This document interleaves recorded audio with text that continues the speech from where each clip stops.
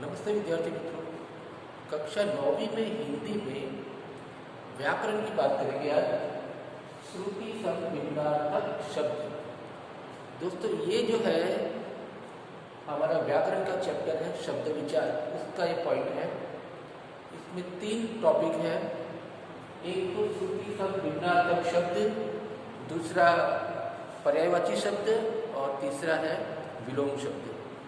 तो आज हम श्रुति सम भिन्नार्थक शब्द की बात करेंगे। हमारा जो mid term post mid term का सिलेबस है इसमें ये भी है और काफ़ी आसान सा ये टॉपिक है जिसमें पूरे अंक आ सकते हैं, ऐसा है। तो ध्यान देने की ज़रूरत है, समझने की ज़रूरत है कि क्या है ये शब्द श्रुति सम भिन्नार्थक शब्द। शब्द विचार के अंदर कक्षा 8वीं में हम पढ़ चुके थे कि शब्द अलग अलग प्रकार के होते हैं। शब्द विचार एक जो पाठ था व्याकरण का, उसमें हम ये पढ़ चुके हैं। तो उसके अंदर हमने देखा कि तत्सम शब्द होते हैं, तद्भव होते हैं, देशज होते हैं, विदेशी होते हैं। तो इस तरह के अलग अलग शब्द होते हैं। तो इन शब्दों को अलग अलग तरीके से वर्गीकृत किया गया, कैटेगराइज किया गया, जिसमें शब्दों को एक दूसरी एक अलग तरीके से भी उसको कैटेगराइज किया गया है। ये श्रुति सम भिन्नार्थक शब्द है। श्रुति का मतलब होता है सुनना, सम का अर्थ होता है समान और भिन्न यानी अलग। कुछ शब्द ऐसे होते हैं जो सुनने में हमें एक जैसे ही लगते हैं लेकिन उसके अर्थ अलग होते हैं। तो ऐसे शब्दों को हमें व्याकरण की भाषा में हम ये कहते हैं श्रुति सम भिन्नार्थक शब्द। तो आइए उदाहरणों के जरिए इसे समझने की कोशिश करते हैं।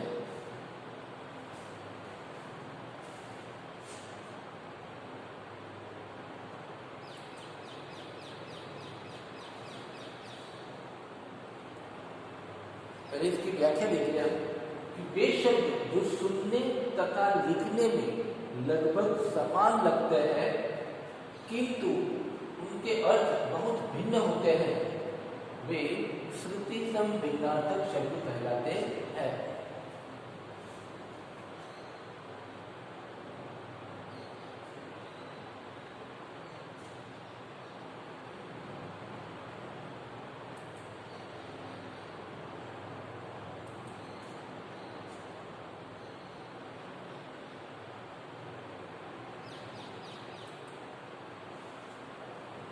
देखिए बेहतरीन उदाहरण है पत्ता और पता। सुनने में एक समान लगता है।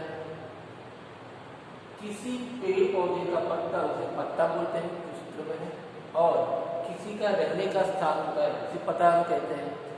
तो ये दोनों सुनने में समान है लेकिन उसके अर्थ जो है वो अलग है। इसी तरह से दूसरे उदाहरण भी हम देखेंगे।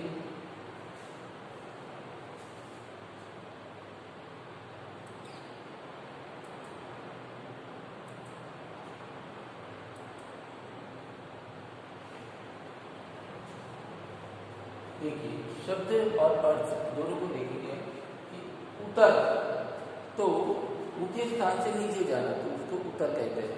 लेकिन उत्तर तो उसके 2 अर्थ होते हैं। एक तो होता है दिशा, एक डायरेक्शन, और दूसरा है जवाब। तो इस तरह से उत्तर और उत्तर सुनने में समान लगता है लेकिन उसका अर्थ जो है वो अलग है। इसी तरह से पता और पत्ता हमने देखा, किसी का रहने का स्थान वो पता है और पत्ता किसी पेड़ पौधे का पत्ता। इस तरह से पूछ है, पूछ यानी पूछना, आस्किंग, और पूछ यानी कि किसी पशु की दुम को पूछ कहते हैं। तो इस तरह से पूछ और पूछ ज्यादा अंतर नहीं है इसमें। आगे है बाग। बाग यानी बगीचा, उद्यान, उपवन जो भी है, और बाघ यानी टाइगर, जो दूसरे आते हैं कि वो एक पशु है, जंगली जानवर है। तो इस तरह से बाघ और बाघ, पूछ और पूछ, पता और पत्ता, ये श्रुति सम भिन्नार्थक शब्द है। दूसरे शब्द देखते हैं।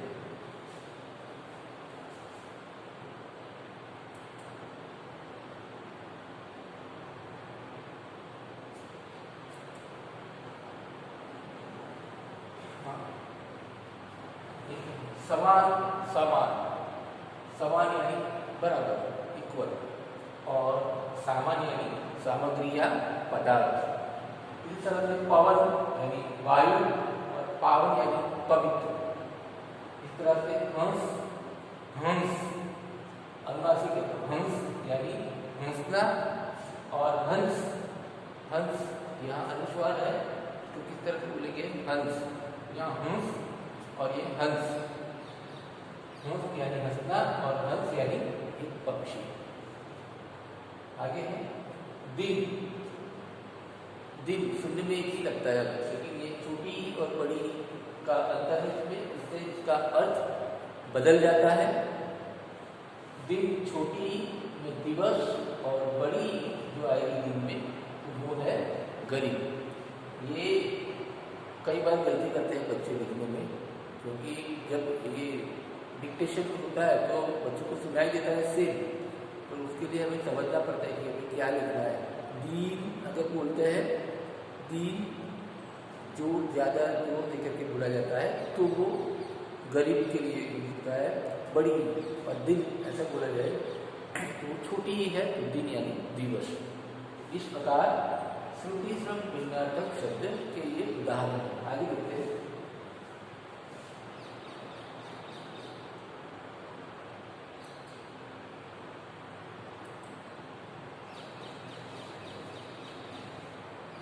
दोस्तों आपको परीक्षा के लिए मैं बता दूँ कि आपको हमारी जो व्याकरण की बुक है उसमें से अलग अलग शब्द ऐसे उदाहरण देख जाने हैं। इसमें कोई हमें याद रखने की जरूरत नहीं है, रट्टा मारने की जरूरत नहीं है। इसके लिए जरूरी है कि हम सारे उदाहरणों को बार बार देख लें।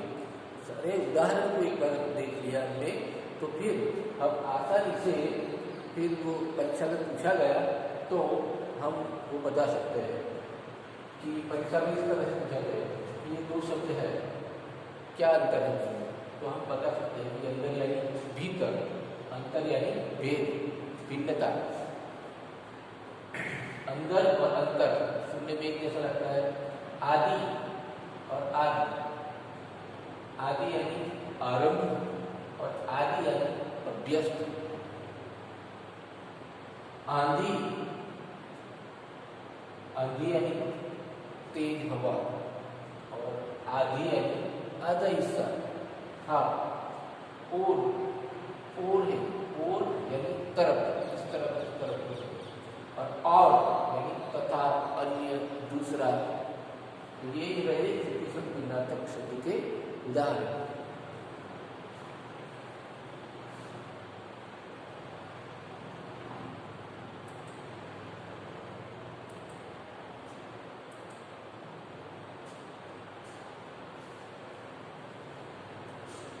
दूसरे उदाहरण है कढ़ाई, कढ़ाई, कढ़ाई सुई धागे से कपड़े पर फूल पत्ती बनाना। कपड़ा जो होता है उसके ऊपर सुई और धागे से पत्ती बनाते हैं, उसको कढ़ाई कहते हैं। और कढ़ाई, कढ़ाई यानी वो खाना बनाने का जो बर्तन होता है जिसमें सब्जी बनाई जाती है वो कढ़ाई। तो कढ़ाई और कढ़ाई समान है बोलने में। आगे परिमाण यानी मात्रा, नापतोल, इसे हम क्या होता है क्वांटिटी। और परिणाम, परिणाम यानी रिजल्ट, नतीजा, फल। ये परिणाम और परिमाण दोनों में सुनने में एक जैसा है लेकिन इसके अर्थ में भिन्नता है, अलग। अचार, अचार यानी आम, नींबू आदि का जो अचार होता है वो पिकल हो जाता है। और आचार, आचार यानी आचरण, चाल चलन, चाल चलन, जिसे हम कहते हैं कैरेक्टर कहते हैं।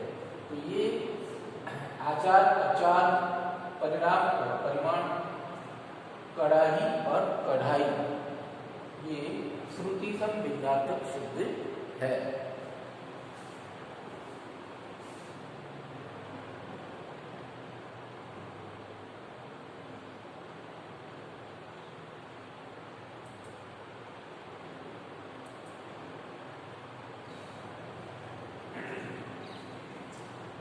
दूसरे उदाहरण है मेला। तो त्योहार पर लगा हुआ बाजार से हम मेला कहते हैं, और मैला यानी कि गंदा। तो मेला और मैला दोनों में ये माइनर डिफरेंस है, सुनने में एक जैसा लेकिन अर्थ में भिन्नता है। ऐसे पीठ यानी पीटना, पीटना मारना, और पीठ यानी शरीर का अंग। तो ये पीठ और मेला मैला ये श्रुतिसम भिन्नार्थक शब्द के उदाहरण है।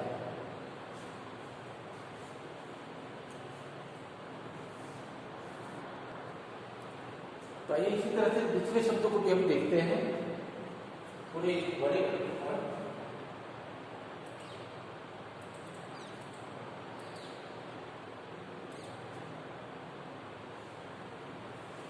यहाँ देखिए हम बहुत माइनर डिफरेंस है सुनने में और लिखने में, लेकिन इसका अर्थ अलग है।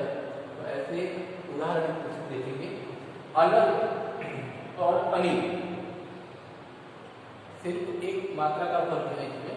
अलग और अनिल, अलग का अर्थ होता है आग और अनिल का अर्थ होता है वायु। इसी तरह से अन्य और अन्य, अन्य का अर्थ है दूसरा, जबकि अन्य का अर्थ होता है अनाज।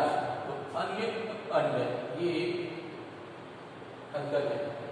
अंश यानी भाग और अंश यानी कंधा, शोल्डर। अंश अंश अंश और ये अंश। अपकार यानी बुरा कार्य, जबकि उपकार को भला कार्य। पूरा ऑपोजिट वर्ड है ये। अपकार यानी बुरा कार्य और उपकार, अपकार उपकार। फिर अवधि, अवधि का अर्थ होता है काल या समय, टाइम पीरियड। और अवधि का अर्थ होता है अवध की भाषा, यानी वो अयोध्या की भाषा। कुल और कुल, कुल का अर्थ होता है योग वंश, और यहाँ कुल होता है किनारा। तो कुल कुल, कोश कोश खजाना, और कोश यानी शब्द भंडार, डिक्शनरी। इस तरह से दूसरे उदाहरण देखें।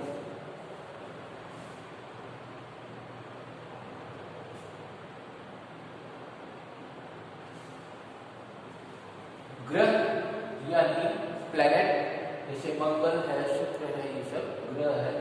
और यहाँ गृह, ग्रह और गृह बहुत माइनर डिफरेंस है। तो ग्रह यानी प्लैनेट, जैसे मंगल शुक्र वगैरह होता है वो, और गृह यानी घर।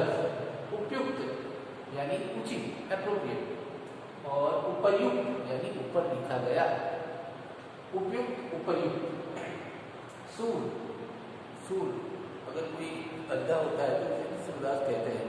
सूर यानी अंधा, और यह शूर, तो वो शूर जो है वो वीर के लिए हम इसका प्रयोग करते हैं। तो सूर और शूर। फिर किला, किला का अर्थ है दुर्ग यानी फोर्ट, और एक किला यानी खूंटा, जो दीवार पे लगाते हैं वो खूंटा। इसी तरह से करण यानी करण का अर्थ करना, और यहाँ कर्ण हम बोलते हैं तो वो कान के लिए, ईयर के लिए इस्तेमाल होता है। इसी तरह से चरम, चरम यानी अंतिम, क्लाइमैक्स, चरम। और चर्म यानी खाल, चमड़ी। इसी तरह से निधन यानी मृत्यु, और निर्धन यानी गरीब। तो निधन निर्धन। इसी तरह से लक्ष्य यानी लाभ, और लक्ष्य यानी उद्देश्य। तो इस प्रकार से हमने देखा लक्ष्य, लक्ष्य, निर्धन निधन, निर्धन निधन, चर्म चरम चर्म, करण कर्ण, किला कीला, सूर शूर, उपयुक्त उपयुक्त, ग्रह गृह। इसी तरह से समान लगने वाले, समान सुनने में और लिखने में ऐसा लगे कि समान ही है, लेकिन इसके अंदर अंतर होता है, काफी अंतर होता है। पूरा अर्थ कई बार हमने देखा कि अपकार और उपकार पूरा ऑपोजिट भी इसका मीनिंग होता है। तो इस तरह के भी शब्द होते हैं। तो ये सारे जो है श्रुति से भिन्नार्थक शब्द जो है वो हमने देखे। आपसे निवेदन है कि आप भी अपनी व्याकरण की नोटबुक में से 20 ऐसे उदाहरण अपनी नोटबुक में कॉपी करें। पहले तो उसकी व्याख्या लिखें और उसके बाद ऐसे 20 उदाहरण लिखें श्रुति सम भिन्नार्थक शब्दों की। तो आप सभी को आखिर में दिवाली की शुभकामनाएं। खूब एंजॉय करो और पढ़ाई भी करो साथ में, और अपनी सेहत का भी ख्याल रखो, अपने परिवार का भी ख्याल रखो। धन्यवाद।